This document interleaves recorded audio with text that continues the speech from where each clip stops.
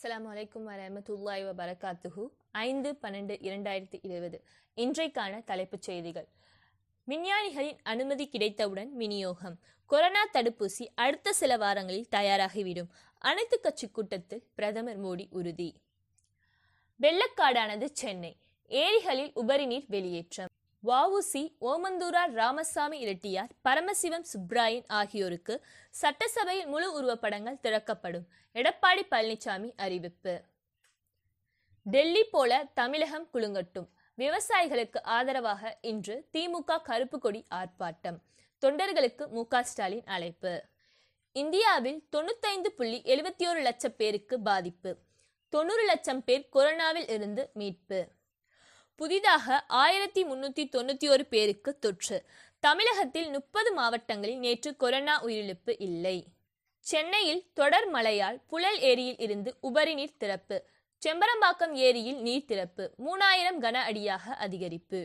தமிழகத்தில் நிவர் புயல் மழை சேதங்களை மதிப்பிட மத்திய குழுவினர் இன்று வருகை. 4 நாட்கள் தங்கியிருந்து ஆய்வு.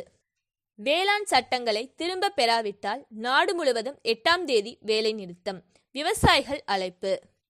நாராயணபுரம் ஏரி நிரம்பியதால் 2000 வீடுகளை வெள்ளம் சூழ்ந்தது. உறவினர் வீடுகளில் பொதுமக்கள் தஞ்சம். ரஜினியுடன் பாஜக கூட்டணியா?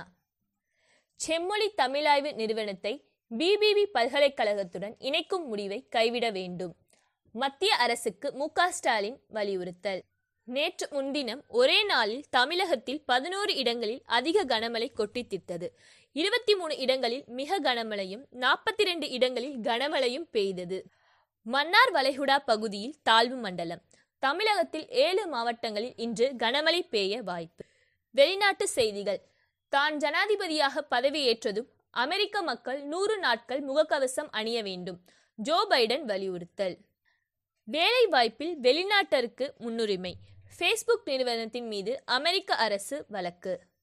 பாறை துகள்களை எடுத்துக்கொண்டு சீன விண்கலம் நிலவில் இருந்து பூமிக்கு புறப்பட்டது. விளையாட்டு செய்திகள். முதலாவது 20 ஓவர் போட்டியில் இந்திய அணி வெற்றி. ஆஸ்திரேலியாவை வீழ்த்தியது. நடராஜன் சாஹல் அபாரம்.